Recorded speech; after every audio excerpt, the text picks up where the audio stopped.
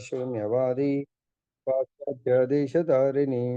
जय श्री कृष्ण चैतन्य प्रभु नित्यानंद श्री अद्वैत गदाधर शिवासदि गौर भक्त वृंद। हरे कृष्णा कृष्ण कृष्ण हरे हरे, हरे राम राम राम हरे हरे। जय बोलो ग्रंथराज श्रीमद् भागवतम की जय। श्री श्री राधा रमन लाल की जय। जगन्नाथ बलदेव सुभद्रा महारानी की जय। गौर निताय भगवान की जय। जगत गुरु श्री प्रभुपाद की जय। श्री श्रीपाद गुरु महाराज की जय। समावेत भक्त वृंद की जय। वाञ्छाकल्पतरुभ्यश्च कृपा सिन्धुभ्य एव च పతితానామపవనేభ్యో వైష్ణవేభ్యో నమో నమః। ఈరోజు భక్తి వర్సెస్ ముక్తి, భక్తి ముక్తి గురించి మనం తెలుసుకుందాము. ముఖ్యంగా భక్తి అంటే మనకు రూప గోస్వామి పదుల వారు చెప్తారు, అన్యాభిలాషిత శూన్యం జ్ఞాన కర్మాది అనావృతం ఆనుకూల్యేన కృష్ణాను కీలనం భక్తి రుత్తమా. రూప గోస్వామి చెప్తున్నారు, భక్తి అనేది అంటే భగవంతుడి యొక్క సేవ తప్ప ఇంకా ఏది కోరనటువంటిది. అన్యాభిలాషిత శూన్యం అంటే ఇతర అభిలాషలేమీ లేనటువంటిది, కేవలం భగవంతుడి యొక్క సేవని మాత్రమే కోరుకునేవాళ్ళు. తర్వాత ఇంకేం చెప్తున్నారంటే జ్ఞాన కర్మాది అనావృతం. సో ఇక్కడ కేవలం జ్ఞానంతో వచ్చేది భక్తి కాదు. భక్తి లేనటువంటి జ్ఞానము నిరుపయోగము, భక్తి లేనటువంటి కర్మ నిరుపయోగము. అటువంటిది నాకు అవసరము లేదు అని చెప్తున్నారు. ఎందుకు? భక్తి లేనటువంటి జ్ఞానము మనకేమిస్తుంది? ముక్తినిస్తుంది. భక్తి లేనటువంటి కర్మ నాకు బంధనాన్ని ఇస్తుంది. సో కాబట్టి మనకు ఆచార్యులు చెప్తారు, భక్తి అనేది సారం అంట. లైక్ ఒక వడ్ల గింజని తీసుకున్నట్టయితే పై పొరని జ్ఞానం అంటారు, కింది పొరని కర్మ అంటారు, మధ్యలో ఉన్నది ఆ కవర్తో ఉన్నదాన్ని ధాన్యం అంటారు, కవర్ తీసిన దాన్ని మనము భుజించేటువంటి దాన్ని ఏమంటారు? బియ్యం అంటారు. అర్థమైందా? కాబట్టి ఈ రెండు పొరల లోపల బియ్యం అనే భక్తి ఉండాల. సపోజ్ ఎవరన్నా అటువంటి దాన్ని ఇప్పుడంటే రైస్ మిల్లో పట్టిస్తున్నారు, పూర్వకాలం ఇంట్లోనే దంచుకునేవాళ్ళు. ఆ దంచడం వల్ల ఆ పొర వెళ్ళిపోయేది, లోపల బియ్యం మనకు వచ్చేది. సో ఎవరన్నా తెలియకుండా ఆ పొర తీసిన దాన్ని దాన్ని ఏమంటారు?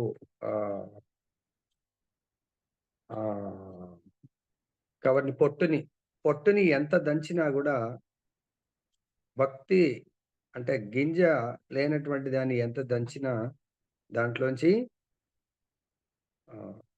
మనం భుజించడానికి బియ్యం గింజలు రావు. అదేవిధంగా మనకు ఆచార్యులు ఏం చెప్తున్నారంటే ముక్తి 5 రకాలైనటువంటి ముక్తులు ఉంటాయి. నంబర్ 1 సాయుజ్య ముక్తి, నంబర్ 2 సారూప్య ముక్తి, సావలోక్య ముక్తి, సామీప్య ముక్తి, శాస్త్రి. కాబట్టి భక్తులు ఈవెన్ ఈ ముక్తిని కూడా కోరుకోరు. కేవలం వాళ్ళు కోరుకునేది భగవంతుడి యొక్క నిత్యమైనటువంటి భక్తియుక్త సేవ. మనకు ఆచార్యులు చెప్తున్నారు, భక్తికి 2 కుమారులు ఉంటారు. ఎవరు వాళ్ళు? జ్ఞానము, వైరాగ్యం అనే కుమారుడు. సో ఎక్కడైతే భక్తి తల్లి లాంటిది అన్నట్టు, అర్థమైందా?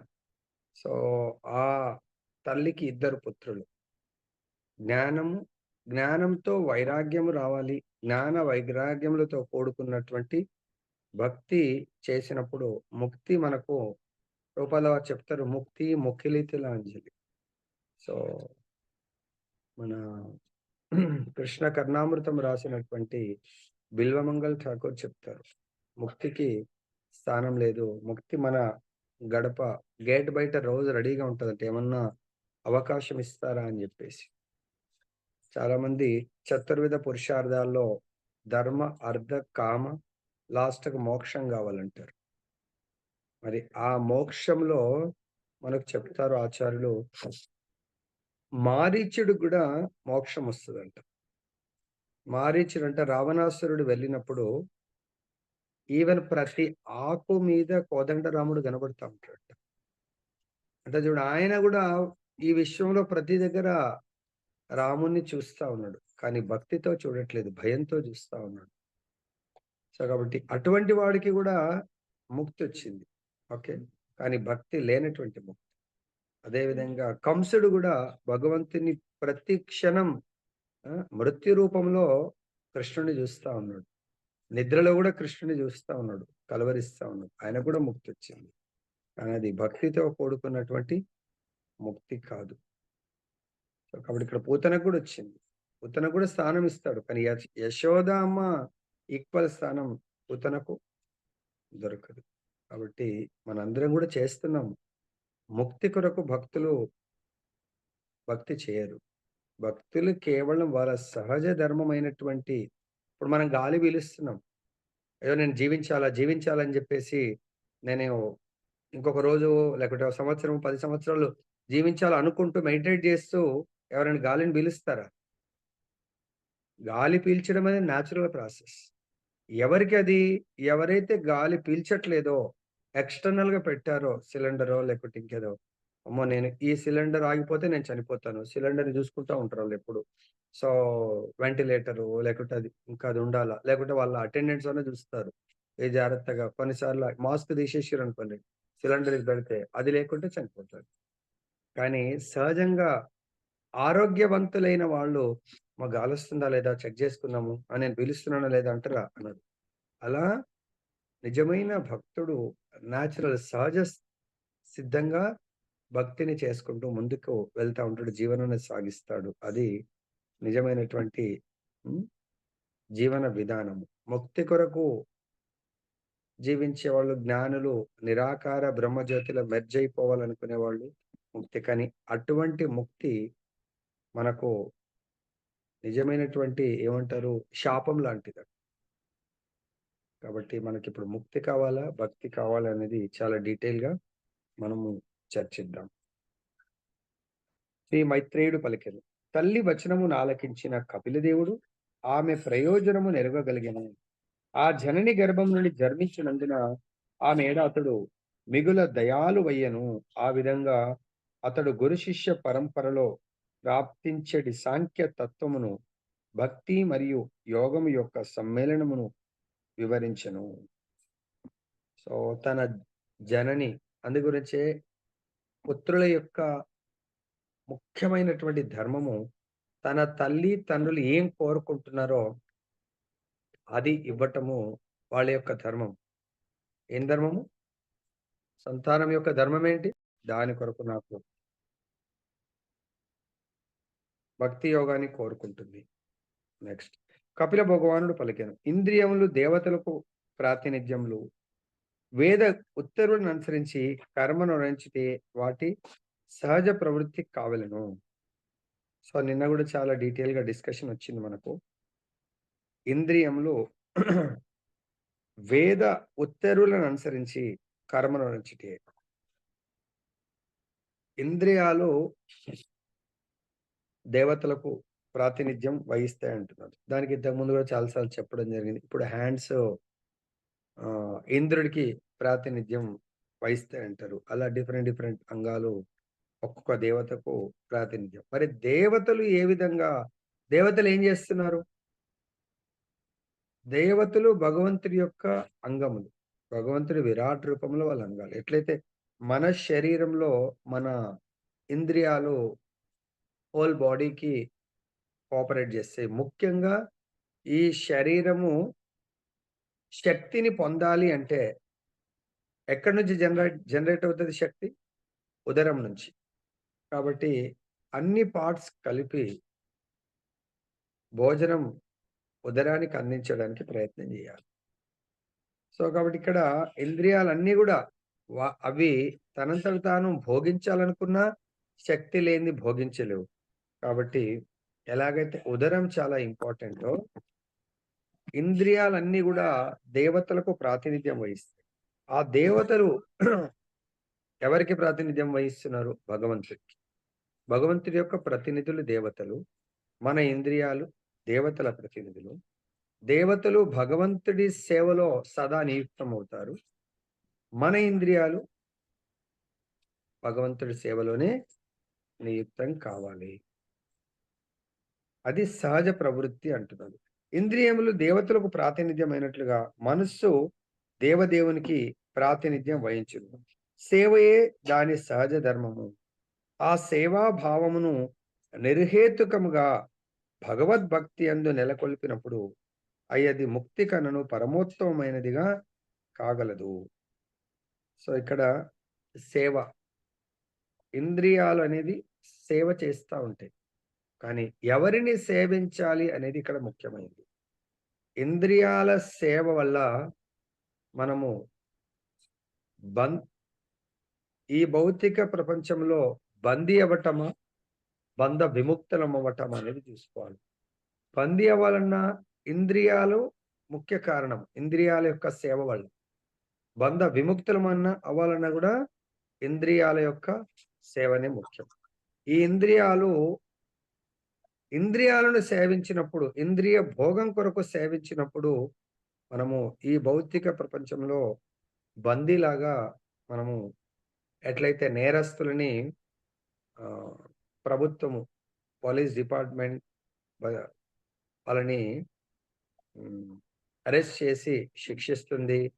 న్యాయస్థానం ద్వారా వాళ్ళని జైలుకి పంపిస్తుందో, అలానే ఈ ఇంద్రియాల ద్వారా మనం ఒకవేళ మనముంటే మనం ఆత్మలం. ఆత్మ ఏ లైఫ్‌లో అన్నా గూడా శరీరం తీసుకోవాల్సిందే. శరీరం అంటే ఇంద్రియాలతో కూడుకున్నటువంటి శరీరం. ఆ ఇంద్రియాలతోనే తప్పు, ఒప్పు, భక్తి ఏదైనా గూడా ఇంద్రియాలతో చేయవలసి ఉంటుంది. ఇన్ని తెలిసిన తర్వాత ఇంద్రియాలెప్పుడు గూడా అంటిల్ అవి ఆరోగ్యకరమైన స్థితి అంటే సపోజ్ అవి పారలైజ్ అవ్వటము, లేకపోతే అన్‌కాన్షియస్ అవుతే అప్పుడు ఇంద్రియాలు పని చేయవు. ఓకే. సో, మామూలు స్థితిలో అయితే పని చేస్తా ఉంటాయి. పని అంటే ఏదో ఒక సేవ చేస్తా ఉంటాయి. ఎవరినో ఒకరిని సేవిస్తా ఉంటాయి. అవి ఇంద్రియాల యొక్క ధర్మము. ఇంద్రియాల యొక్క ధర్మమే సేవ చేయటము. కానీ మనమనే ఆత్మ గుర్తించాలా, అరే! నా ఇంద్రియాలతో నేను భగవంతుడిని సేవించి బంధ విముక్తనవ్వాలా? లేదు అంటే భగవంతుడు కాకుండా భగవంతుడి యొక్క భౌతిక శక్తి, మాయాశక్తి ద్వారా ఇంద్రియాలు తయారవుతా ఉంటాయి. శరీరాలు తయారవుతా ఉంటాయి. ఆ శరీరాలను ఒకవేళ నేను సేవించడంలో నా జీవితాన్ని గడిపినట్టయితే, నేను తిరిగి, తిరిగి మళ్ళీ, మళ్ళీ ఈ భౌతిక ప్రపంచంలో బంధింపబడతాను. అంటే మళ్ళీ, మళ్ళీ జన్మ తీసుకోవాల్సొస్తుంది. సేవ చేయకుండా ఎవరు ఉండలేరు. కానీ ఎవరిని సేవించాలా? నా ఇంద్రియాలు భగవంతుణ్ణి సేవించాలి అను అనుకోవటము మనకు నిజమైన సంపత్తి. భగవంతుని కాకుండా భగవంతుడి యొక్క భౌతిక ప్రకృతిని అంటే ఈ ప్రకృతి ద్వారా మనకు లభ్యమైనటువంటి శరీరాలను మేబీ మనుషులుండొచ్చు, పక్షులుండొచ్చు, పశువులుండొచ్చు. కొంతమంది గార్డెన్‌ని సేవిస్తా ఉంటారు. భగవంతునిది కాకుండా గార్డెన్‌ని సేవిస్తారు. అదే గార్డెన్ ద్వారా గార్డెన్‌లో వచ్చే పుష్పాలు, పండ్ల ద్వారా భగవంతుడిని సేవించొచ్చు. అది భక్తి అవుతుంది. కానీ ఆ గార్డెన్‌ని కేవలం సీ అండ్ ఎంజాయ్ కొరకు సేవిస్తే మనము అక్కడ బందీ అవుతాము. అది సహజ ధరం కాదు. ఆర్టిఫిషియల్ అన్నట్టు. ఆ సేవా భావం నిర్హేతుకంగా భగవద్భక్తి యందు నెలకొల్పినప్పుడు, అదే సేవా భావాన్ని దయచేసి భగవద్భక్తి యందు నెలకొల్పినప్పుడు అది ముక్తి కంటే కూడా పరమోన్నతమైనది అని మనకిక్కడ చెప్పడం జరుగుతా ఉంది. నెక్స్ట్ భాష్యం. జీవుని ఇంద్రియములు ఎల్లప్పుడూ ఏది ఒక కార్యమునందు నెలకొని ఉండును. అవి వేద ఉపదేశములందు తెలియజేయబడిన కార్యములే కావచ్చు, లేదా భౌతిక కార్యములే కావచ్చు. అనగా ఏదియో ఒక దాని కొరకు పనిచేయుట ఇంద్రియముల సహజ స్వభావము. ఇక మనస్సు ఆ ఇంద్రియములకు కేంద్రము. నిజమునకు మనస్సు ఇంద్రియములకు నాయకుడైనందున సత్వ అని పిలువబడును. అదేవిధంగా ఈ జగత్తు కార్యములందు నెలకొని ఉన్నట్టి సమస్త దేవతలకు సూర్య, చంద్ర, ఇంద్రులు దేవదేవుడగు శ్రీకృష్ణుడే నాయకుడు. ఈ విషయాన్ని మనం తెలుసుకున్నట్టయితే కృష్ణ భగవానుడు ఈ సృష్టిలో ఉన్నటువంటి 33,00,00,000 దేవీ దేవతలకు నాయకుడని తెలుసుకున్నప్పుడు మనము ఆ నాయకుడికి మనము సేవించాలా? నాయకుడి యొక్క నియంత్రణలో మనము జీవితాన్ని గడిపినట్టయితే మనకు ఈ శరీరంతో గూడా ఆనందంగా ఉండగలుగుతాము. ఈ శరీరం వదిలేసిన తర్వాత మనము దివ్యమైనటువంటి శరీరాన్ని పొంది భగవత్ లోకానికి వెళ్ళొచ్చు. లేదు భగవంతుడు ఇక్కడే ఈ శరీరం 6 మార్పులైతే చెందుతుంది. అది దాంట్లో డౌట్ లేదు. సో, 6వ మార్పు నశించిపోవటం. నశించిన తర్వాత ఎట్లయితే మనం గూడా మన డిపార్ట్‌మెంట్‌లల్ల పని చేసినప్పుడు ప్రభుత్వానికి మనతో చాలా పని ఉంది. అంటే మనం చేసే కార్యము ఇంకా ఉత్తమంగా మనం ఉత్తమ కార్యనిర్వాహకునికి ప్రభుత్వం ఏం చేస్తదంటే సేవ ఎక్స్‌టెన్షన్ చేస్తుంది. పొడిగిస్తా ఉంది ప్రభుత్వం. అలా భగవంతుడు మన సేవ పట్ల చాలా ప్రసన్నమైనట్టయితే ఈ దేహమైతే క్షీణిస్తుంది. పొడిగింపు అంటే ఇంకొక మానవ దేహాన్ని ప్రసాదించొచ్చు. లేదా ఇంక సరిపోతుందంటే భగవంతుడు మనకు దివ్య దేహాన్ని ప్రసాదించి భగవత్ లోకానికి భగవంతుడు మనల్ని ఆహ్వానించొచ్చు. కానీ ఇక్కడ గుర్తించాలా ఐదర్ భగవత్ లోకంలో అయినా భగవంతుని సేవించడమే, భౌతిక ప్రపంచంలో అయినా కేవలము భగవద్ ఆదేశానుసారము ఇంకో శరీ ఇంకో శరీరం తీసుకొని భగవత్ ప్రతినిధిలాగా మనము అంటే ఆచార్యుల్లాగా మనము ఆచార్యుడి యొక్క ధర్మం ఏంటి? అది షూటింగ్ అయిపోయిన తర్వాత సినిమాలో షూటింగ్ అయిపోయిన తర్వాత ఇన్స్‌పెక్టర్ డ్రెస్ ఆయన వాళ్ళ వెహికల్‌లో కూర్చొని ఎళ్ళిపోవాలా. రోడ్డు మీద షూటింగ్ అయిపోయింది. నేనింక మళ్ళీ ట్రాఫిక్ అక్కడే జనరల్‌గా ట్రాఫిక్ ఇన్స్‌పెక్టరు, పోలీసు వాళ్ళు కలిసి వెహికల్ చెక్ చేస్తా ఉంటారు. సినిమా షూటింగ్‌లో చెక్ చేసి కెమెరా అంతా ఎళ్ళిపోయిన తర్వాత ఆయన అక్కడే ఉండి నిజ డ్యూటీ కూడా అలా ట్రాఫిక్ ఇన్స్‌పెక్టర్‌గా, పోలీస్‌లాగా యాక్ట్ చేసి అంటే చెకింగ్ చేస్తుండనుకోండి. ఏమైతది? ఆయనని యాక్సెప్ట్ చేస్తారా? ఒరిజినల్ పోలీస్ వాళ్ళొచ్చి వీళ్ళని అరెస్ట్ చేస్తారు. కాబట్టి అదే విధంగా మరి ఎవరికైతే అర్హత ఉందా లేదా చూసుకోవాలా. ఒరిజినల్‌గా శాస్త్ర ప్రకారం 4 రకాలైనటువంటి గురువులు. అంటే ముఖ్యంగా ఒకరు భగవంతుడు చైత్య గురువు. 2 మనని ఆధ్యాత్మిక మార్గానికి పరిచయం చేసిన వాళ్ళని వాక్‌ప్రదక్షిణ గురువు. 3 మనకు నిత్యము, నిరంతరము మనతో పాటు ఆ! మనకు ఆ భగవంతుడి యొక్క దివ్య జ్ఞానాన్ని ప్రసాదిస్తూ, మన లోపల భౌతిక ఆసక్తి నుంచి అనాసక్తి, వైరాగ్యము, జ్ఞాన వైరాగ్యాలని ప్రసాదిస్తూ, ఆ భక్తి దేవిని మన హృదయంలో భక్తిలతను పెంపొందించేటువంటి గురువు. మరియు కొన్ని సందర్భాల్లో అలా మనం భక్తిలో ఉన్నత స్థితికి వెళ్ళినప్పుడు దీక్ష కూడా దొరకొచ్చు. కానీ ఆచార్యులు చెప్తున్నారు, there is no difference between Diksha Guru and training Shiksha Guru. ఇప్పుడు like Diksha Guru is like father, Shiksha Guru is like mother. Mother tends in everything. So మనకు ఆచార్యులు చెప్తారు, దీక్షా గురు చాలా సార్లు ఈరోజు దీక్ష ఇక్కడ ఇచ్చేసి ఆయన ప్రపంచమంతా తిరుగుకుంటూ ఎక్కడైనా ఉండొచ్చు. భగవంతుడు సో ఆయన యొక్క ప్రతి గురువు కూడా ఆయన యొక్క ప్రతినిధి. మనకు ఎవ్రీ డే తద్విద్ది ప్రణిపాతేన పరిప్రశ్నేన సేవయాం ఉపదేక్షంతి తే జ్ఞానం జ్ఞానినః తత్వదర్శినః. సో ఎవరైతే తత్వదర్శి భగవంతుడి యొక్క జ్ఞానంలో చాలా ఉన్నత స్థితిలో ఉన్నటువంటి ఆత్మ సాక్షాత్కారం పొందినటువంటి గురువు ఆ జ్ఞాన వైరాగ్యం ద్వారా వాళ్ళకు భక్తి దేవిని ప్రసాదించగలడు. దీంట్లో మనకు ఆచార్యులు చెప్తా ఉంటారు. మనకు చైతన్య చరితామృతం మీ దగ్గర ఒకవేళ ఉంటే 1.35 మిగతాయి చదువుతాడు చూడండి. చైతన్య మహాప్రభు ఏం చెప్తున్నారు అనేది. చైతన్య చరితామృతం ఆది లీల 3 పార్ట్స్. ఆది, మధ్య, అంత్యలీల. ఆది లీలలో 35వ శ్లోకంలో ఏంటది? 35వ శ్లోకంలో పర్పట్లో శ్రీల ప్రభుపాద గారు చెప్తున్నారు. జనరలీ చాలా కాన్సంట్రేట్ గా వినండి. Generally, a spiritual master who constantly instructs a disciple in spiritual science becomes his initiating spiritual master later on. Hare Krishna. ఎవరన్నా తెలుగులో దాన్ని చైతన్య చరితామృతం ఆదిలీల 1.35 1 శ్లోక దాని తాత్పర్యం ఈ తెలుగులో మధ్యలో ఉంటది కదా. హరే కృష్ణ గురుజీ చూడ అదొకసారి చూసి, అంటే భాష్యం point మధ్యలో గురుజీ. ఉంది ప్రభుజీ. 1.35 ప్రభుజీ. అది మధ్యలో ఉంది. అంటే భాష్యంలో మధ్యలో ఎక్కడో ఉందండి ఈ సెంటెన్స్ నేను స్పెషల్ గా. సో అదొకసారి చూడండి, చూసి గ్రూప్ లో పెట్టి, అంటే మనకు కూడా ఇంత జ్ఞాన మార్గంలో వెళ్తున్నప్పుడు నాకు తెలిసి భగవత్ కృప వల్ల నా వల్ల కూడా ఏమన్నా అంటే ప్రయత్నం చేస్తున్నాను. ఎటువంటి ప్రభుపా శ్రీపాద్ మహారాజ్ రాధారామన్ కృప వల్ల ఎటువంటి అపరాధాలు అంటే మీకు ఎటువంటి అజ్ఞానానికి సంబంధించిన సబ్జెక్ట్ ప్రయత్నం చేస్తున్నాను. అంటే మిమ్మల్ని కరెక్ట్ ప్రాపర్ లీడ్ చేయడానికి కొరకే.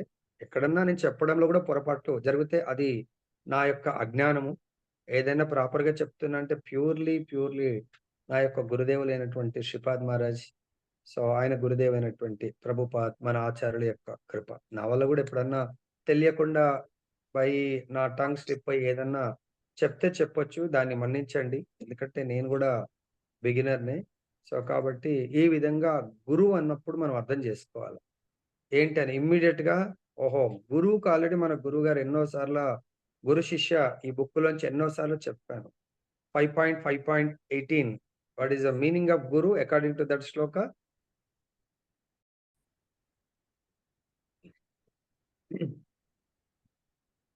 సో ఇక్కడ మనకు చెప్తున్నారు, దేవతలు భగవానుని విరాట్ రూపపు వివిధ అంగములని వేద వాంగ్మయమున తెలుపబడింది. మన ఇంద్రియములు కూడా వివిధ దేవతలతో నియంత్రించబడుచుండును. అవి వివిధ దేవతలకు ప్రాతినిధ్యములై ఉన్నవి.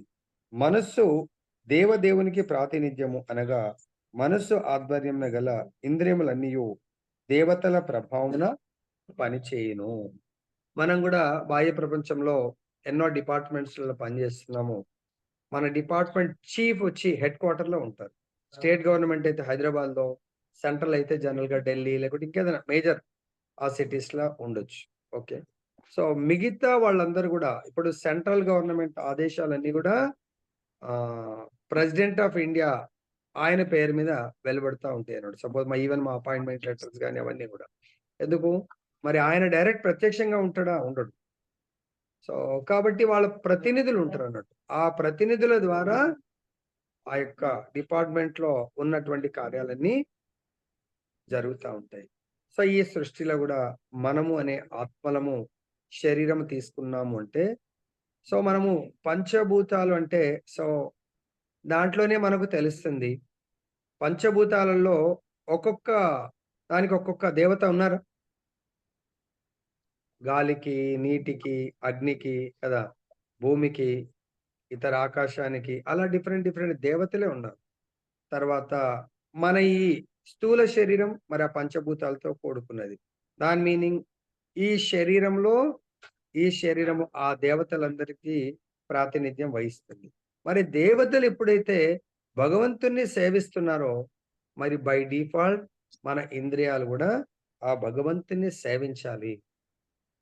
నిజమైన దేవత, సపోజ్ నిజమైన తండ్రి తల్లి ఏం చేస్తారండి వాళ్ళ పిల్లలకు చిన్నప్పుడే గారాబం చేస్తారు. ఎంత గారాబం చేసినా వాళ్ళ యొక్క ఫ్యూచర్ 25 years తర్వాత నా కొడుకు డాక్టర్ కావాలా, నా కొడుకు ఇంజనీర్ కావాలా, లేకుంటే ఇంకా ప్రొఫెషనల్ గా ఇది కావాలి, లేకుంటే బిజినెస్ మ్యాన్ కావాలి అనుకుంటే వాడికి ఖచ్చితంగా విద్యా బుద్ధులు నేర్పిస్తారు. సపోజ్ క్షత్రియులు ఉన్నారు, బ్రాహ్మణులు ఉన్నారు. పూర్వకాలం వాళ్ళు ఎంత ఒకే ఒక్క కొడుకు అల్లారు ముద్దుగా పెంచుకున్నాడు, అయినా కూడా గురుకులానికి పంపించవలసిందే. కొంతకాలం ఆ కుమారుడితో డిస్టెన్స్ ఉండాల్సింది. ఎందుకు? గురువు దగ్గర విద్యాబుద్ధులు నేర్చుకున్న తర్వాత తన కుమారుడు రాజ్యాన్ని అద్భుతంగా పాలించగలడు, సుఖపడగలడు, ప్రజల్ని సుఖపెట్టగలడు అని తెలుసు.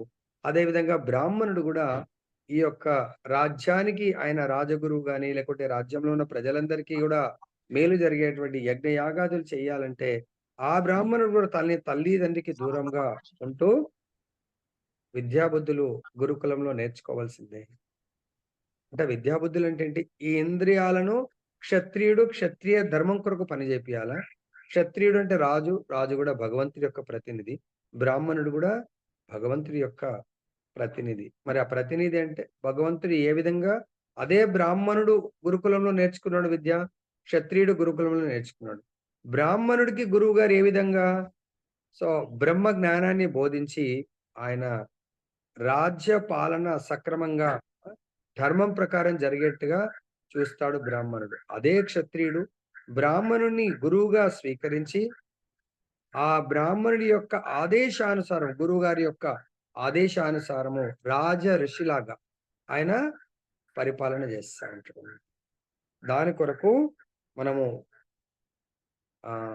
దేవతలు ఎలాగైతే అహర్నిశలు భగవంతుని కొరకు సేవ చేస్తా ఉంటారో, మనం కూడా ఆ భగవంతుని సేవలో దేవతలు ఎట్లయితే భగవంతుడి విరాట్ రూపానికి వాళ్ళు ఒక్కొక్క అంగానికి ప్రతినిధో, మన యొక్క ఈ దేహములో ప్రతి ఇంద్రియము దేవతలను అనుసరించాలి. దేవతలు భగవంతుని సేవిస్తున్నారు కాబట్టి మన ఇంద్రియం కూడా భగవంతుని సేవించాలి. నవదా భక్తులు అంబరీష్ మహారాజ్ అందు గురించే పర్ఫెక్ట్ గా ఆయన నేను ఆత్మను భగవంతుడి యొక్క సేవకుణ్ణి, ఈ ఇంద్రియాలు ఈ దేహం కూడా ఈ దేహానికి అటాచ్ అయినటువంటి ఇంద్రియాలు కూడా భగవంతుడి యొక్క సేవకులే. ఏ విధంగా చూసినా మనందరము ఇంద్రియాలు భగవంతుడి సేవకులే. ఎందుకంటే ఇంద్రియాలు ఒక్కొక్క ఇంద్రియం ఒక్కొక్క దేవతకు ప్రాతినిధ్యం, ఆ దేవత మళ్ళీ భగవంతుడికి ప్రాతినిధ్యం. ఈ ఆత్మ భగవంతుడి యొక్క అంశ.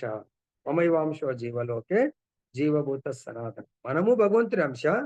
అక్కడ అంశ ఆత్మ అంశ రూపంలో భగవంతుని సేవించాలా ఎట్ ఎనీ కాస్ట్. ఈ దేహము భగవంతుడి యొక్క దేవతల ప్రతినిధులు ఈ విధంగా చూసినా భగవంతుని సేవించాలా. ఈ ఇంద్రియాలన్నిటికీ మనస్సు డైరెక్ట్ భగవంతుడికి ప్రాతినిధ్యం వహిస్తుంది. మరి ఈ మనస్సు అండర్లో ఈ ఇంద్రియాలన్నీ పనిచేస్తూ ఉంటాయి.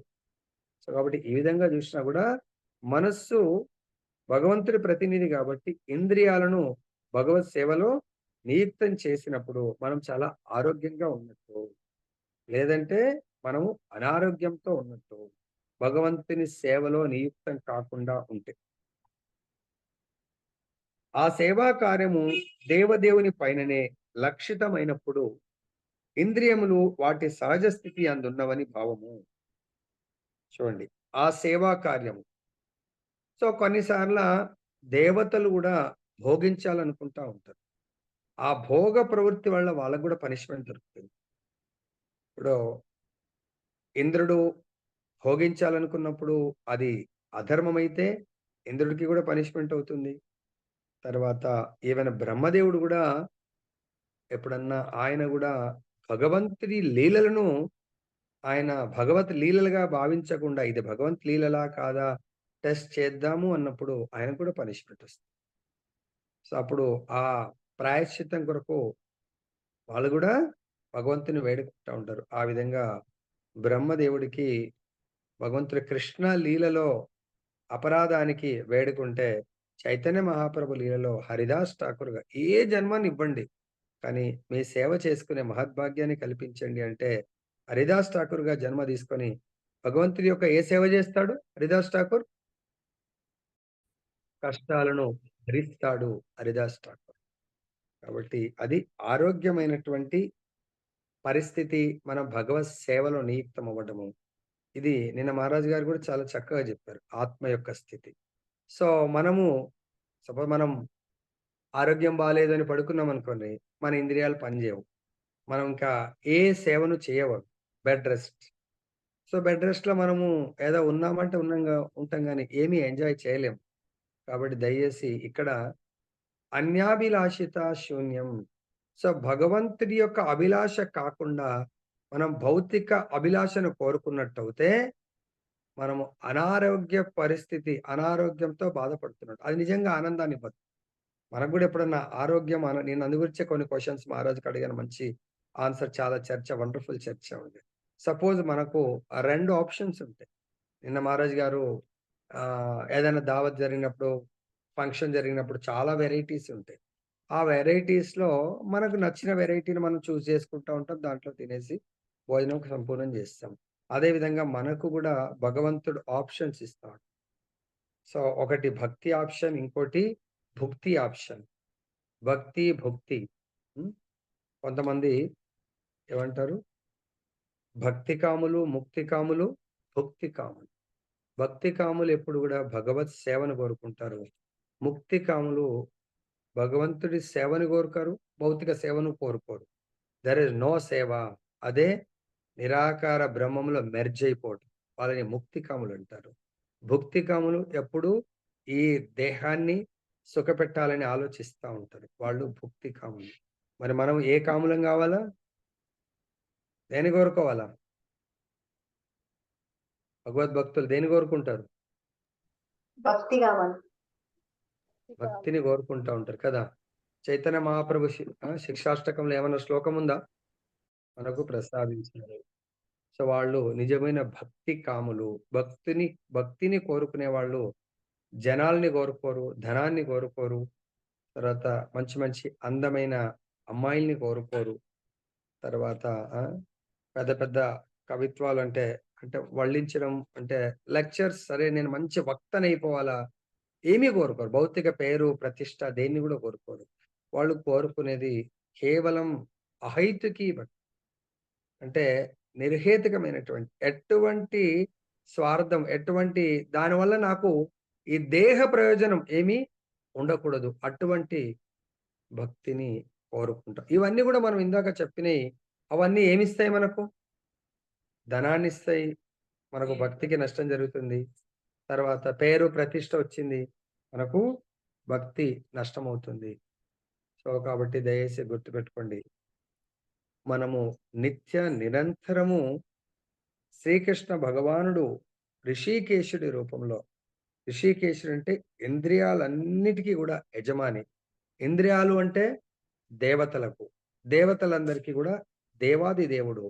కాబట్టి మన ఇంద్రియాలు కూడా దేవతల యొక్క ప్రతినిధులు కాబట్టి ఈ ఇంద్రియాలకు స్వామి భగవంతుడు, చరమ ప్రభు. ఇంద్రియాలను ఋషికములు అంటారు. ఋషికములు అంటే ఇంద్రియములు. సో కాబట్టి ఈ ఇంద్రియాలు బై డిఫాల్ట్ మనం కూడా ప్రభుత్వాన్ని, ప్రైవేట్లో, సంస్థలో పనిచేస్తున్నప్పుడు, ఏదైనా షాప్‌లో పనిచేస్తున్నప్పుడు కూడా షాప్‌లోంచి సేట్ లేనప్పుడు ఆ వస్తువుని తీసుకెళ్ళి ప్రైవేట్‌గా అమ్ముకోవటం, లేకపోతే సేట్ లేనప్పుడు ఇయాల రేపటి సీసీ కెమెరాలు వచ్చినాయి, అన్నీ వచ్చాయి. పూర్వకాలం లేనప్పుడు వాడు అమ్ముకొని ఆ డబ్బులు సెపరేట్‌గా పక్కకు పెట్టుకున్నాడనుకోండి, ఆయనని ఏమంటారు? దొంగ, నేరస్తుడు. మనం కూడా ఆఫీస్‌కి వెళ్ళినప్పుడు ఆఫీస్ కొరకు పని చేస్తే మనని ఆఫీస్ గౌరవిస్తుంది. ఆఫీస్ కొరకు కాకుండా మనం ఆఫీస్ డబ్బులు తీసుకొని మన కొరకు, అంటే స్వలాభం గురించి పనిచేస్తే మనం కూడా నేరస్తులంగా మారుతాం. కాబట్టి ఇక్కడ గుర్తుపెట్టుకోండి దయచేసి, మనమనే ఆత్మలకు భగవంతుడు ఋషికములు, ఇంద్రియాలనిచ్చాడు. దేని కొరకు? భగవంతుని సేవించడానికి కొరకు. ఎవరి ద్వారా? దేవతల ద్వారా. కాబట్టి మనం బై డిఫాల్ట్ భగవంతుని, అంటే ఋషికేశుడి యొక్క ఇంద్రియాలను, ఈ చేతులు ఆ భగవంతుడి యొక్క ఇంద్రియాలను సేవించాలి. ఈ కళ్ళు ఆ భగవంతుడి యొక్క దివ్య మంగళ స్వరూపాన్ని చూడాలి. ఈ చెవులు ఆ భగవంతుడి యొక్క లీలలను, భగవంతుడి యొక్క భక్తుల కథలను వినడం కొరకు ఈ చెవులు మనకు ప్రసాదించాడు. కాళ్ళు మనకు ఎందుకు ప్రసాదించాడంటే భగవంతుడు మనకు దివ్యమైనటువంటి చైతన్యం కేవలం భగవంతుడి యొక్క దివ్య ధామాలకు వెళ్ళడం వల్ల భగవంతుడు మన కొరకు ఎన్నో వైకుంఠ లోకాల్లో నిత్యం ప్రవహించేటువంటి గంగలను, పుణ్య తీర్థాలను, నదులను మన కొరకు ఈ భూమి మీదకి పంపించాడు. కాబట్టి ఆ నదులలో మనము స్నానం చేయడం వల్ల ఈ దేహము ఇంద్రియాలు పవిత్రమవుతాయి. కాబట్టి ఆ భగవంతుడి యొక్క పుణ్య తీర్థ స్థలాలలో నిత్యము గొప్ప గొప్ప మహాత్ములందరూ భగవంతుడి యొక్క నామరూప గుణ లీలలను కీర్తిస్తూ ఉంటారు, తపస్సు చేస్తూ ఉంటారు. అటువంటి స్థలాలకు వెళ్ళడానికి కొరకు మనకు భగవంతుడు పాదాలను ఇచ్చాడు. ఎప్పటి వరకు? వాటికి కూడా లిమిటెడ్ పీరియడ్ ఉంటుంది. అవి కూడా రిటైర్ అయిపోతాయి, ఇంకా అవి పనిచేయవు. సో మరి ఆ రిటైర్మెంట్ లోపలనే మనం ఈ పాదాలను పర్ఫెక్ట్ గా ఉపయోగించాలి. లేదంటే ఇంకా అవి పనిచేయనప్పుడు మనం ఉపయోగించలేము. ఎంతైనా కష్టం రాని ప్రభుజీ మన పాదాలను ఈ దేహాన్ని పోషించడానికి పరిగెత్తిస్తున్నాం. చేతులను ఈ దేహము ఓ 100 ఏళ్ళు సుఖంగా కూర్చుండి బ్రతికేట్టుగా పని చేయిస్తా ఉన్నాం. ఈ కళ్ళను ప్రతి ఇంద్రియాన్ని. కానీ ఇంద్రియాలు వచ్చింది 100 ఏళ్ళు బతికిన ఈ శరీరము ఇంద్రియాలన్నీ కూడా నశించిపోతాయి. దాని లోపలనే మన యొక్క చరమ గమ్యమైనటువంటి భగవత్ ప్రాప్తి. అంటే భగవత్ ప్రాప్తి అంటే ఇందాకే మనం అనుకున్నట్టుగా భగవత్ ప్రాప్తి అంటే నిజమైన భగవత్ ప్రాప్తి. భక్తులు కేవలము మమ జన్మని జన్మనీశ్వరే, ఎన్ని జన్మలు వచ్చినా పర్వాలేదు, నీ యొక్క భక్తిని నాకు ప్రసాదించండి ప్రభు అని చెప్పేసి అంటారు. మరి ఏ ఏ ప్లానెట్ లో ఉన్నా జన్మ తీసుకోవచ్చు ఈ బ్రహ్మాండంలో. సో మళ్ళీ ఈవెన్ నరకాది నరకలోకాలకు వెళ్ళినా కూడా పర్వాలేదు, ఎటువంటి క్రిమి కీటకంగా జన్మ వచ్చినా పర్వాలేదు. కానీ మీ యొక్క భక్తికి దూరం ఉంటే నేను ఎక్కడున్నా కూడా అటువంటి జన్మ వృధా అని చెప్పేసి భక్తులు కోరుకుంటూ ఉంటారు. తర్వాత చెప్తున్నారు ఇంకా, ఎటువంటి భౌతిక లాభాపేక్ష గాని ఇతర స్వార్థపూరిత కోరికలు గాని లేకుండా ఇంద్రియములను దేవదేవుని సేవయందు నెలకొల్పినప్పుడు మంజుడు భక్తి యోగమునందు స్థితుడగునని కపిలదేవుడు పలికెను. చూడండి, ఎటువంటి లాభాపేక్ష, స్వార్థపూరిత కోరికలు లేకుండా ఇంద్రియములు. సో ఈ రెండు మనము ప్రతినిత్యం చేస్తున్నామండి. లాభాపేక్ష, భౌతిక లాభాపేక్ష కొరకే మనం పనిచేస్తాం. బయట ప్రపంచం జాబ్ చేయటం కానీ, బిజినెస్ కానీ అన్నీ కూడా. తర్వాత స్వార్థపూరిత కోరికలు, వీటితోనే మనము నిస్వార్థమైంది ఎప్పుడు? భక్తిలో మనం పరిపూర్ణత స్థితికి వచ్చినప్పుడు. కానీ మనము ఈ రెండిటి వల్ల మనం ఆ రెండిటితో కూడుకున్నటువంటి జీవితంలో మనము జీవించి ఉంటే ఇంద్రియ దాసులం అవుతాం. అంటే ఇంద్రియాలు కోరుకున్న విధంగా. మళ్ళీ మీరు అనొచ్చు, ప్రభుజీ ఇంద్రియాలు ఏం కోరుకుంటాయి? మన యొక్క ఆత్మ ఇంద్రియ భోగాలనే సుఖాన్ని అనుభవిస్తుంది. అది బద్ధ జీవితము. ఆత్మ ఇంద్రియాతీతమైనటువంటి సుఖాన్ని, అంటే ఇంద్రియాలు భౌతిక భోగం గురించి కాదు, భౌతికం నుంచి వచ్చే ఇంద్రియాలు ఏవి మనం చూస్తున్నటువంటి ఇంద్రియాలు. ఈ ఇంద్రియాలు నశించిపోయే లోపల మనం ఆధ్యాత్మికమైనటువంటి ఇంద్రియాలను సంపాదించాలి. లైక్ ఎగ్జాంపుల్ చెప్తాను. ఇప్పుడు మన పిల్లలకి మెడిసిన్ సీట్ వచ్చింది అనుకోండి. మెడిసిన్ సీట్ వస్తే వాళ్ళు ఎప్పుడు మెడిసిన్ సీట్ అనగానే మన పిల్లలకి ఏమంటారు? వైట్, దాని యాప్రాన్ అంటారు అనుకుంటా, అది వేసుకోవాలా, స్టెథోస్కోప్, ఇవి యాజ్ అ స్టూడెంట్. ఎప్పుడు వాళ్ళు దాన్ని నిత్య నిరంతరము వేసుకొని దానికి విలువ ఎప్పుడు వస్తుంది? ఆ 5 ఏళ్ళు చదివి డిగ్రీ పర్ఫెక్ట్ పాస్ అయితే వాళ్ళు ఎనీ టైం ఆ డ్రెస్ వేసుకొని వెళ్ళొచ్చు. లేదు, పాస్ కాకపోతే సినిమాలలో కూడా ఈ డ్రెస్ వేసుకుంటారు, కేవలం అది యాక్టింగ్ చేస్తారు. సో కాబట్టి అదే అడ్వకేట్ డ్రెస్ అనుకోని, అదే మనం పోలీస్ డ్రెస్, ట్రైనింగ్ లో ఉన్న వాళ్ళు డ్రెస్ ఇస్తారు, కానీ ఎప్పుడు బయట ప్రపంచంలో కూడా అది వేసుకొని తిరగగలుగుతారు వాళ్ళు, ఆ ట్రైనింగ్ లో పర్ఫెక్ట్ గా పాస్ అయినప్పుడు. కాబట్టి ఇక్కడ కూడా మనకు ఇంద్రియాతీతము, మనకి ఇటువంటి భౌతిక లాభాపేక్ష, స్వార్థపూరిత, భౌతిక లాభాపేక్ష లేకుండా మనము జీవించడం అంటే ఏంటి మాతాజీ? మన ప్రతి దైవ కార్యము మనము, మన ఇంట్లో కార్యం అయితే ఎన్నెన్నో డబ్బులు ఖర్చు కానీ మనం వెనకాడము. ఎందుకు? స్వార్థం. నా యొక్క లెవెల్కు తగ్గట్టుగా కార్యం జరగాల, ఖర్చు పెడతా ఉంటాం. దైవ కార్యం అంటే అందరు చేస్తారు, అట్లా అందరూ అనుకుంటే దైవ కార్యం అవుతుందా? ఎవరిది కాదు. అదే అందరూ వాళ్ళ ఇంట్లో ప్రోగ్రాం వాళ్ళ లెవెల్కు తగ్గట్టుగా చేస్తాము. భగవత్ కార్యాన్ని మనం నిస్వార్థంగా, భౌతిక లాభాపేక్ష, అది భగవంతుడి యొక్క సేవగా మనం చేయలేకపోతున్నాం ఇప్పటికి కూడా. ఇంత కథామృతం విన్నా కూడా మనం మన ఇంట్లో మన ఇంట్లో సపోజ్ మా ఇంట్లోనే భగవంతుడు చిన్న పూజ పెట్టినా నేను ₹1,00,000 ఖర్చు అయినా పర్వాలేదు అనుకుంటాను. అదే భగవంతుడి కార్యం అందరం కలిసి చేస్తున్నాం అనుకోండి, మనము భౌతికంగా ఆలోచిస్తాం. ఎంత ఇవ్వాలో ఏం కథ. మన ఇంట్లో అంటే అందరూ మన ఇంటికొస్తారు. చాలా గ్రాండ్‌గా, రిచ్‌గా కనబడాలంటాం. ఇది గూడా ఈ కనబడడం అనేది గూడా నా యొక్క స్వార్థ కోరిక. అదే మనం భగవంతుడు ఏమీ కోరుకోకుండా మన గురువుగారి యొక్క ఆధ్వర్యంలో ఏదైతే జరుగుతుందో అది నిస్వార్థమైనటువంటి సేవ అన్నట్టు. ఇక్కడ మనం ఎక్స్‌పెక్టేషన్ ఉంటుంది. అక్కడ మనం ఇచ్చే మన కొంతమంది పేరు గూడా రాయొద్దంటారు. కానీ భగవత్ కార్యం జరగాలి అని జెప్పేసి. అర్థమైందా? నెక్స్ట్.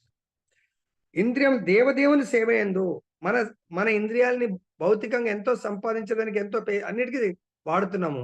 కానీ భగవత్ సేవ కొరకు వాడలేకపోతున్నాం మనం.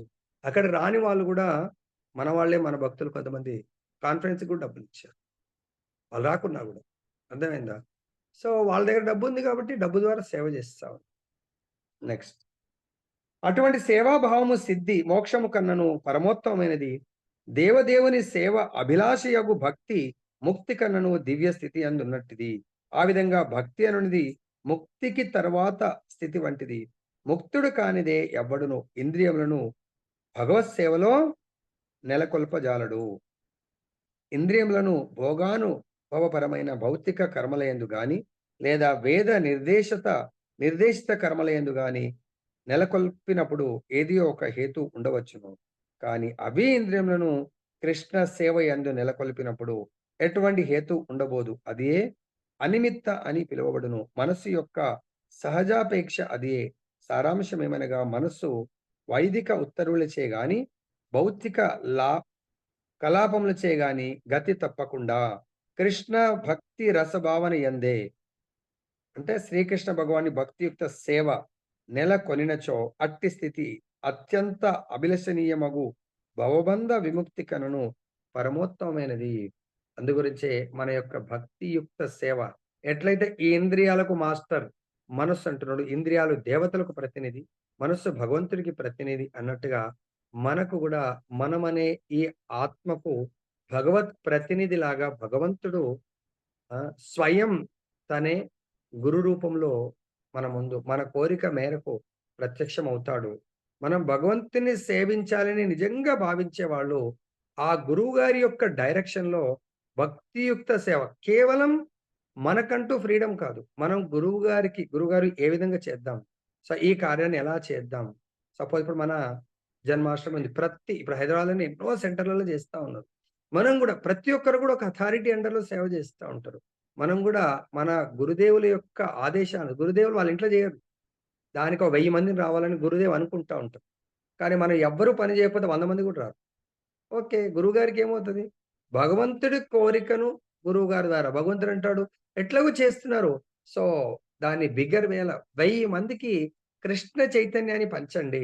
లేదు ప్రభు నా వల్ల గాదు ప్రభు, నా వల్ల గాదు. ఎవ్వరు గూడా నా టైం ఇయ్యరు. నా యొక్క మనసు ఇవ్వరు. నా ఏమి ఇవ్వలేరనుకోండి. ధనాన్ని ప్రతిదానికి భగవంతుడి యొక్క భక్తియుక్త సేవకు ఆ! జ్ఞానం ఓన్లీ ప్రభుజీ. జ్ఞానము చాలా డేంజరస్. జ్ఞానం చాలా డేంజరస్. భక్తి యుక్త సేవ అంటే స్పెషల్లీ చైతన్య మహాప్రభు ఇంట్రడ్యూస్ చేసినటువంటి సంకీర్తన ఉద్యమం. సో, మనము నేర్చుకున్నటువంటి జ్ఞానం వల్ల వైరాగ్యం రావాలా. జ్ఞాన వైరాగ్యం వల్ల మనం చైతన్య మహాప్రభు ప్రారంభించినటువంటి ప్రభుపాదుల వారు మన ఆచార్యులందరూ ప్రారంభించినటువంటి సంకీర్తన ఉద్యమం అంటే మనం భక్తి ప్రచారము చేయడంలో మనం పాల్గొనట్లేదు అంటే అటువంటి జ్ఞానము కేవలము మనకు నిజంగా వైరాగ్యాన్ని ఇచ్చినా కూడా మనకు కేవలం ముక్తి వస్తుందేమో. ముక్తి అంటే ఆ భగవంతుడి దాంట్లో మెర్జ్ అయ్యేది. కానీ నిజమైన భక్తియుక్త సేవ చేయనట్టయితే మనము సహజ స్థితిలో లేనట్టు. కాబట్టి శ్రీకృష్ణ భగవానుని భక్తియుక్త సేవలో నెలకొనినచో అట్టి స్థితి అత్యంత అభిలషణీయమగు భవబంధ విముక్తి కన్నను పరమోత్తమైనది. ఈ భవబంధాల విముక్తి కంటే కూడా ఎంతో ఉత్తమమైంది. కాబట్టి దీన్ని ప్రతి భక్తుడు ఆలోచించాల.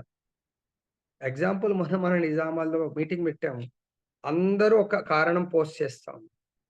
అంటే మన ఇంద్రియాలు దేని కొరకు అభిలషిస్తున్నాయి? మన ఇంద్రియాలు దేని కొరకు చేయాలా? దేని కొరకు చేయట్లేదు. సో, కాబట్టి ప్రతి ఒక్కరు ఆలోచించండి. భగవంతుని యొక్క భక్తి చేయడానికి మన ఇంద్రియాలని ట్రైన్ జేయాల. జ్ఞానమైతే వస్తుంది. ఇప్పుడు అందరూ గూడా ఎగ్జామ్‌లో వండర్‌ఫుల్ రాస్తున్నారు. 25, 26, 30కి 30. కేవలము జ్ఞానంతో మనకేమొస్తుంది? భక్తి లేనప్పుడు. భక్తి అనే తల్లికి జ్ఞాన వైరాగ్యము. ఆ జ్ఞాన వైరాగ్యాలు దేనికి కొరకు పని చేయాలా? భగవంతుడిని సేవించడానికి పని జేయాలా.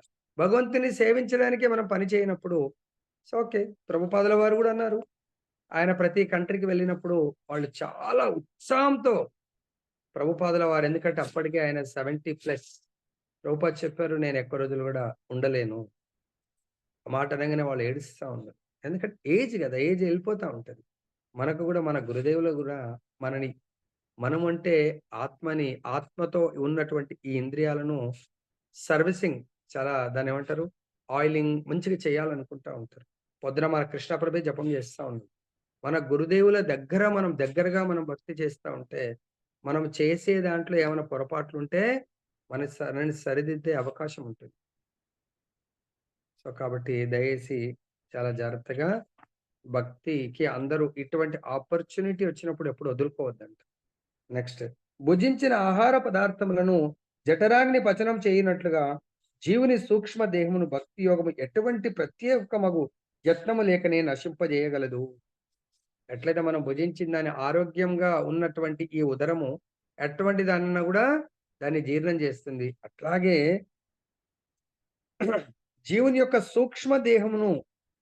సూక్ష్మ దేహమును భక్తి యోగము ఎందుకు నశింపజేస్తుంది అంటున్నారు? వై? భక్తి యోగం సూక్ష్మ దేహాన్ని ఎందుకు నశింపజేయాలి? స్థూల దేహం వదిలిన తర్వాత సూక్ష్మ దేహంలో ఈ ఆత్మ వేరే యోనిలోకి వెళ్తా ఉంటది. మరి ఆ సూక్ష్మ దేహాన్ని ఎందుకు నశింపజేయాలంటున్నారు? ఆ సూక్ష్మదేహం దేంతో కూడుకుంటుంది? మనస్సు, బుద్ధి, అహంకారం. ఎంత కాలం సూక్ష్మదేహంలో మనం ఉంటామో అంతకాలము మనము జన్మల్ని తీసుకుంటా ఉంటాం. ఆ సూక్ష్మ దేహాన్ని కేవలము భక్తి యోగం నశింపజేస్తుంది. భగవంతుడి యొక్క దివ్య రూపాన్ని ప్రసాదిస్తుంది. ఆ దివ్య రూపానికి తర్వాత ఆత్మకు తేడా ఉండదు. భాష్యం. భక్తి అనేది ముక్తి కనను ఎంతో ఉన్నతమైన స్థితి అందున్నటిది. ఎలయనా భవబంధ విముక్తికై మనుజుడు చేసేడి యత్నము భక్తియుత సేవ యందు అప్రయత్నంగా కొనగూడగలదు. మనం భుజించడి ఆహార పదార్థములను జఠరాగ్ని పచనము చేసేడి ఉపమానము ఇచ్చట ఈ సందర్భమున ఒసగబడింది. పచన శక్తి తగినంతగా ఉన్నచో మనమేది భుజించినను జఠరాగ్నిచే అది అరగగలదు. అదేవిధంగా భక్తుడు ముక్తిని సాధించుటకై ప్రత్యేకంగా యత్నించనవసరం లేదు. దేవదేవుడగు శ్రీకృష్ణుని సేవయే అతని ముక్తి విధానము కాగలదు. ఏలైనా కృష్ణ సేవలో నియుక్తమగుట అనగా భవబంధము నుండి ముక్తిని బడయుటే. ఈ విషయంను శ్రీ బిల్వమంగళ ఠాకూర్లు ఇట్లు చక్కగా వివరించారు. నాకు దేవదేవుని పాద పద్మములేడ అకుంఠితమగు భక్తి ఉన్నచో ముక్తి నాకు దాసి కాగలదు. నేనేది అడిగినను దానిని వరణించుటకు ఆమె సిద్ధపడి ఉండగలదు. సో, కాబట్టి ఇక్కడ ముక్తి దేవి, భక్తి దేవికి దాసురాలంట. సో, కాబట్టి దయచేసి మనం ఎవరైతే భక్తి అంటే దాన్నేమంటారు? చతుర్విధ పురుషార్థాలు ధర్మ, అర్థ, కామ, మోక్షం. అది కర్మకాండిలో చాలా హైయెస్ట్ లెవెల్‌గా భావిస్తా ఉంటారు ముక్తి. కానీ ఎవరైతే కృష్ణ భక్తిలో ఉంటారో వాళ్ళకు ముక్తి దాసురాల్లాగా పనిచేస్తా ఉంటదండి. భక్తులు ఆ ముక్తిని నాకు నీ అవసరం ఇప్పుడు లేదులే, నువ్వు వెళ్ళిపో అని జెప్పేసి పంపించి వేస్తా ఉంటారంట.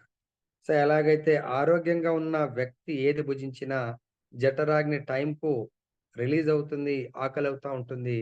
అలాగే భగవంతుడి యొక్క భక్తిలో ఉంటే మనం నిజమైన ఆరోగ్యంగా ఉన్నట్టంట.